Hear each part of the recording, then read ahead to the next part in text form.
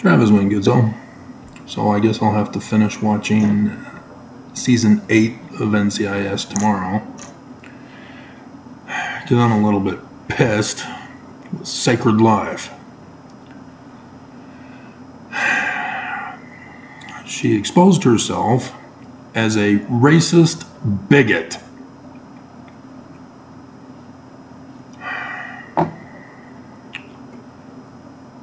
Ignorance leads to hate.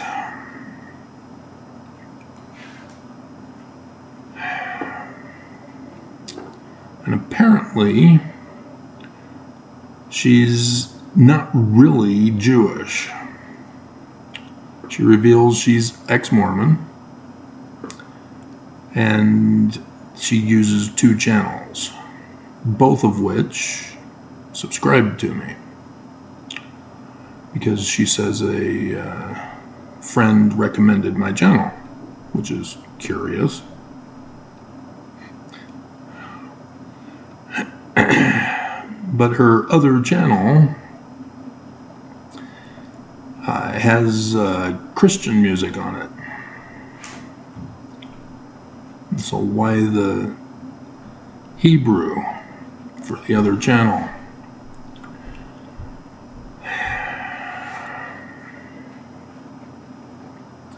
First, we'll get to the main part of the video of why she's a racist bigot.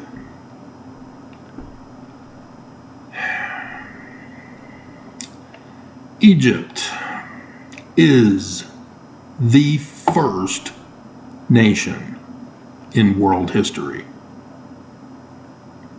That is the origin of mankind. That is our nativity as humans. Nowhere else in the world. Egypt, southeastern Africa. So technically not Egypt. But the migration patterns go up and then into Europe and then out into China and then into Americas.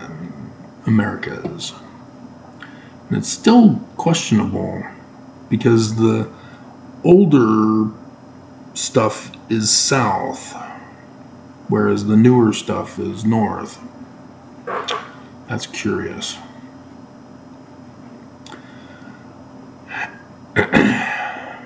Almost think that the Book of Mormon is true, as literal history, not the learning of the Jews.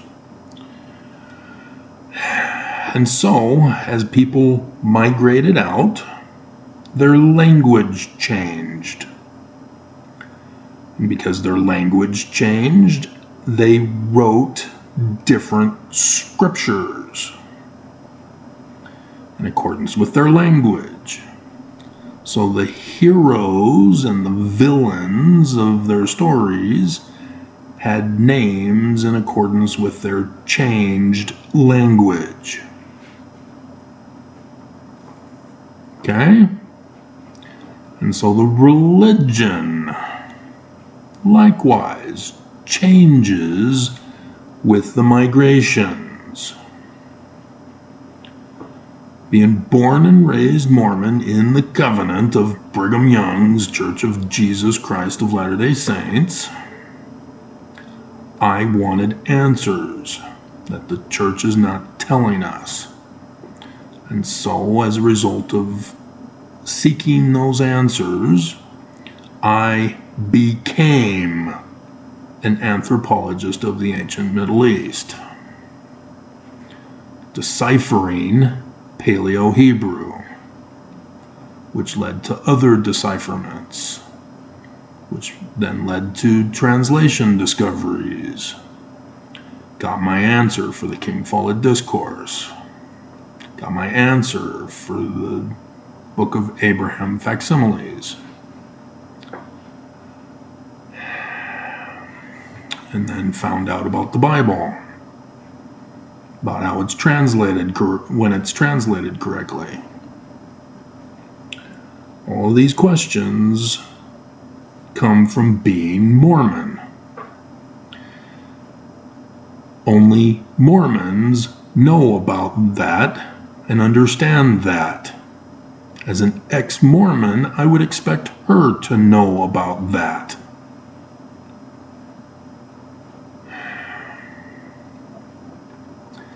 And so it's necessary to understand when each culture and their scriptures were in this timeline, so that you understand how to trace it back to Egypt. And so the Bible, it didn't begin from the beginning. It began in the Roman period time because of the anachronisms that give it away. It's not literal history. It refers to historical events and people and places and events, but they're inaccurate as a historical document. And so, instead of calling it a fake document, and therefore worthless, I had a person ask me that the other day. They asked the question on somebody else's comment. Ask your questions on a separate comment line, because I will not allow you to interfere with another person's comment that I approved of.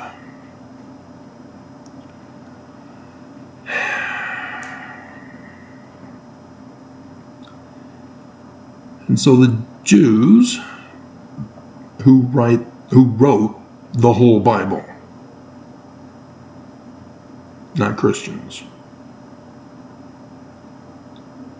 have an interpretation because they wrote it. So any other interpretation is automatically wrong. And again, it's not literal history. The author of the Gospels, for example, is not revealing literal history of a man named Jesus who lived during the Roman period time and was murdered by the Jews. Right, Christians?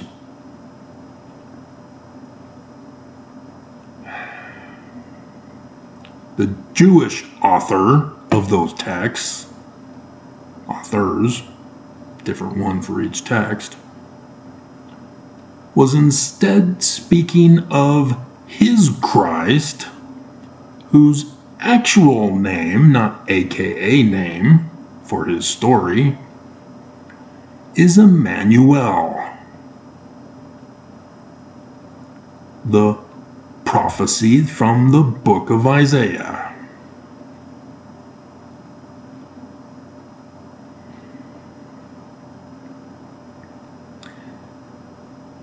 The Jewish authors also are aware of the law, which is called Deuteronomy, the repetition of the law. And in there, it reveals that the Exodus story event is not literal history either, but that character, whose AKA is Moses, is a type and shadow prophecy revelation of the latter day Emmanuel, who is their Christ.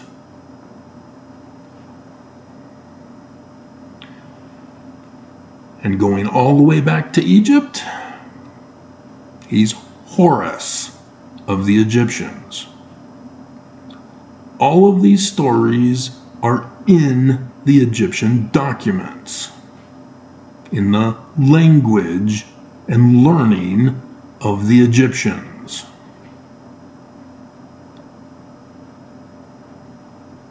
And so they're not original Jewish prophecies.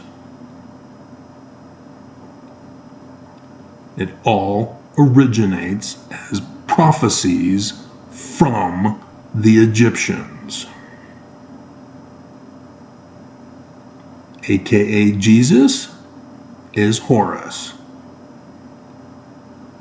except where they claim his actions as Osiris.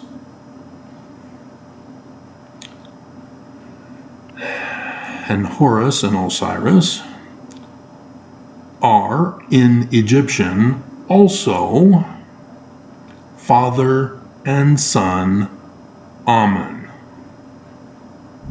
the sun god at noonday.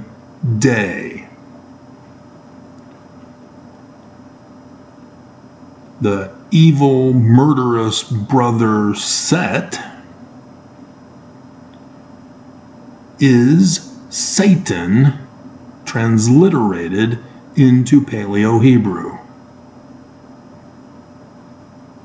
just as Emmanuel is transliterated into Paleo-Hebrew from Egyptian also.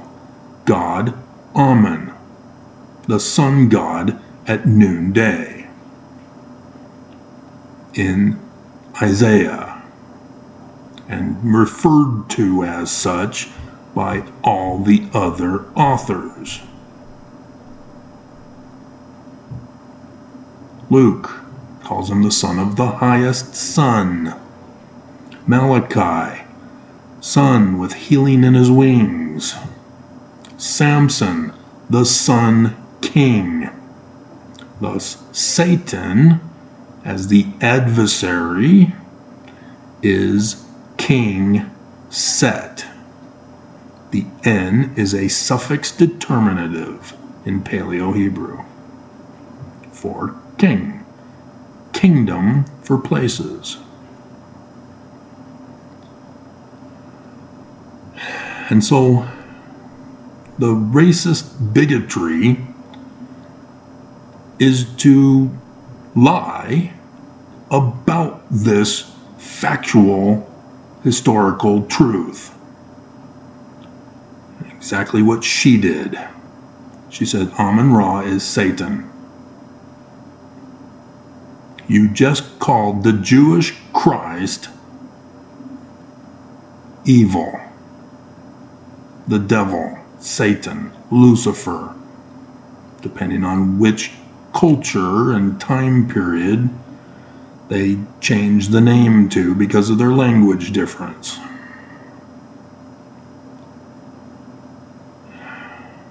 This is beyond an error in identification.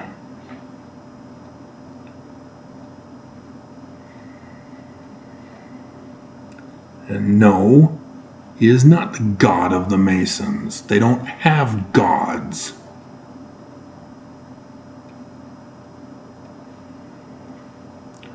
And so her knowledge of Freemasonry lacks. Ignorance leads to hate.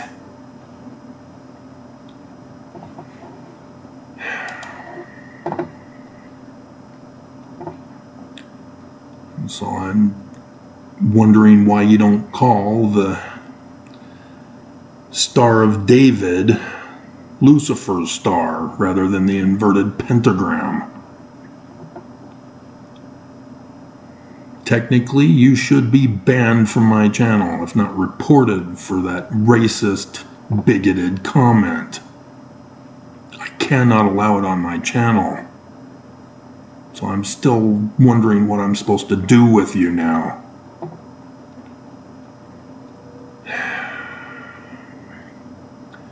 And so, because she reveals she's an ex-Mormon, she says we have that in common. Well, I'm not dating you now. Forget it, sweetheart.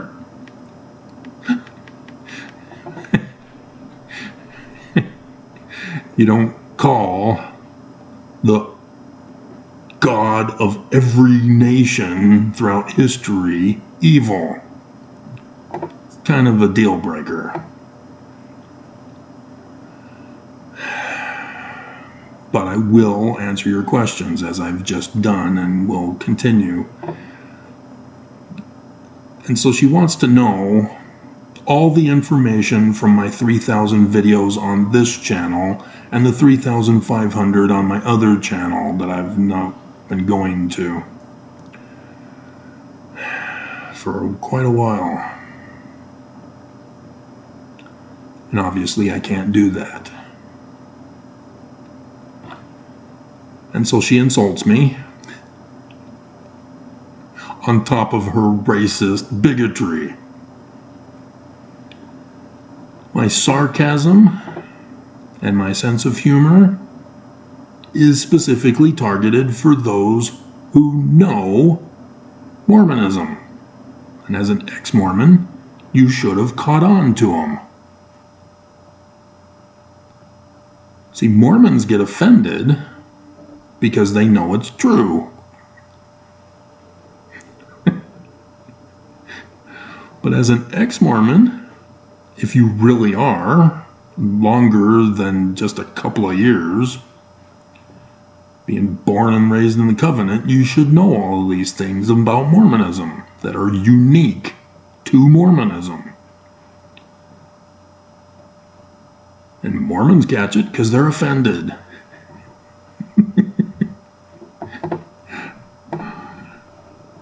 But they still try to call me the other as racist bigots. So I see the baggage that the church gave you still sticks with you.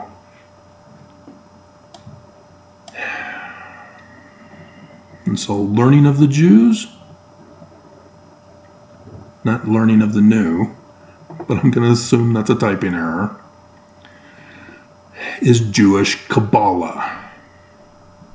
Because it's all over the rewritten 116 pages.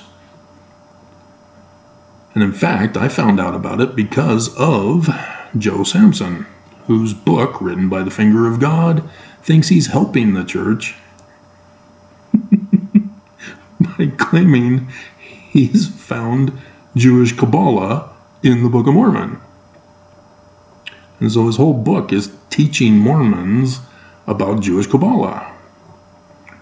And so when I was working on the research for vocabulary of Paleo-Hebrew, having already deciphered the script, his book was helpful because I found out that I needed to correct the Sade, the Babylonian Hebrew, Babylonian Semitic Hebrew,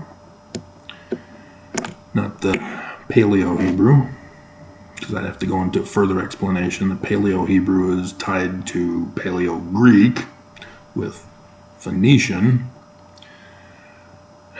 and that requires an understanding of the historical timeline and the changes that were done.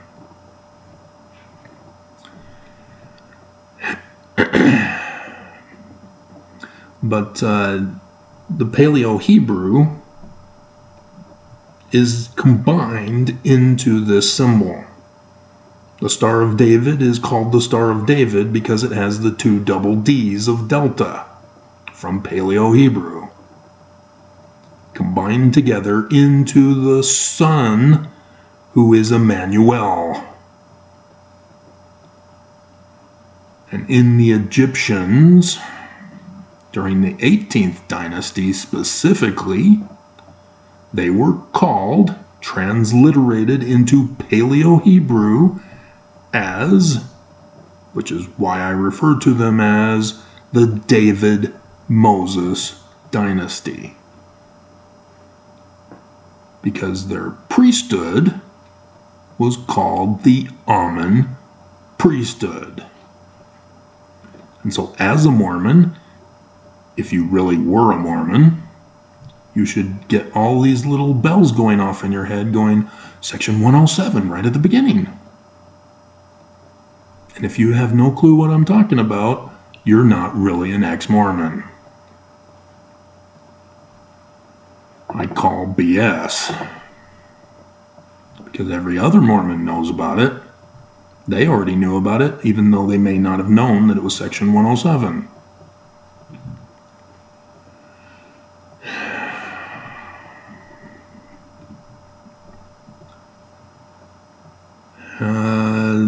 The decoding in the Book of Mormon? Yeah. It's a mixture of my having learned the language of Paleo-Hebrew, deciphering it, and thus deciphering everything else. Plus, using that science-based investigative knowledge on church history. I don't read other people's books and then read, ponder, and pray as to whether I believe them or not. I do forensic scientific investigation as if it were a crime scene. And yes, that's how I started. The crime scene at Carthage jail. And once I found an eye-opening job dropper, I went, oh crap, I need to go back to the beginning and work my way forward. You investigate what led to it. You investigate what happened at the scene and in the surrounding vicinities, and what happened after, to be thorough, so that I see the big picture and I can correct any errors that others have made. I follow the money. I examine the evidence. I develop theories and I test them.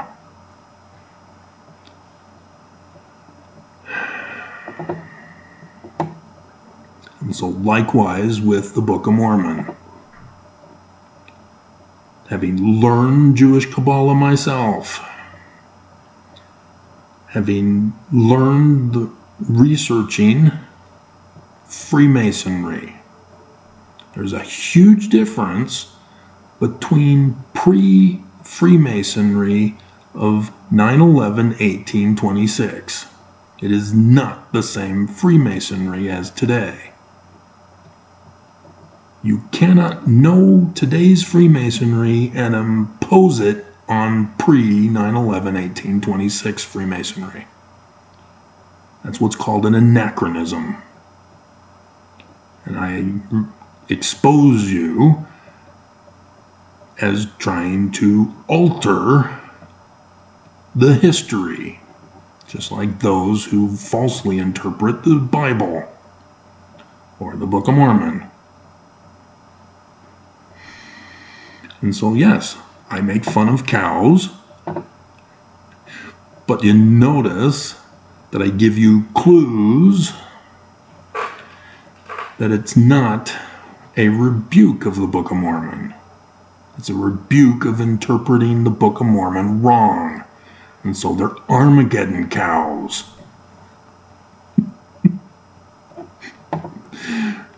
Because the Bible likewise has anachronisms. And so the Book of Mormon has to have anachronisms. And so, yes, in the Promised Land, there are cows. There will be cows. Prophecies are true.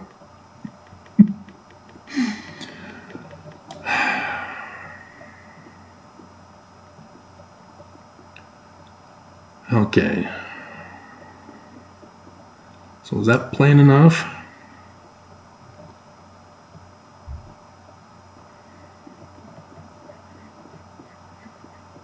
And it's only big because I'm big.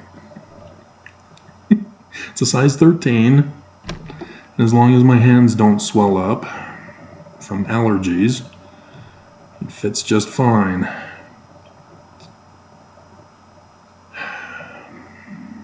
So yeah. And so it's the same. It's a false dichotomy question. The Freemasonry is not right or wrong. That's the wrong question to ask. You need to say, what is the Freemasonry of Joseph Smith Sr.? Because you don't know it.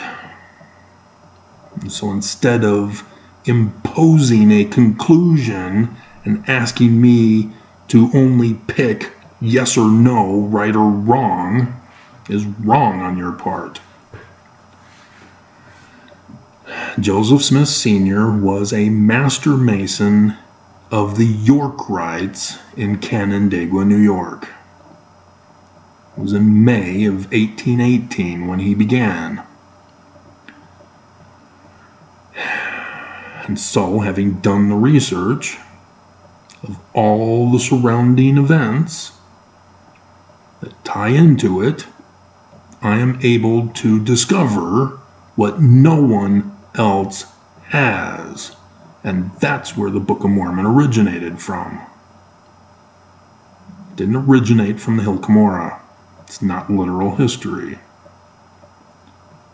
But in that second vision, that's why I keep talking about gold plates, Knights Templar. That's why. They are coding everything. And in 1981's triple combination, the church claimed to decode everything from the Doctrine and Covenants. They missed a bunch, like Babylon in section 1 verse 16, and then section 117, etc. Jesus Christ, when you see him, it's code. They didn't decode it either. It's an AKA. Because Mormons have been indoctrinated with falsehoods to use Christian interpretation on the learning of the Jews of Joseph Smith in the Book of Mormon. So they get confused. But Jesus is in the text.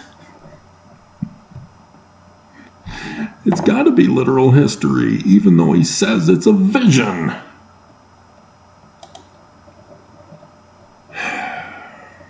So yeah, you've missed something. You've missed a lot of things.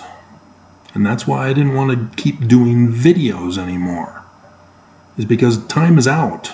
It's too late for you to begin learning everything. There's no way you can watch all the videos, let alone learn the material from them in 26 days. In just a few hours.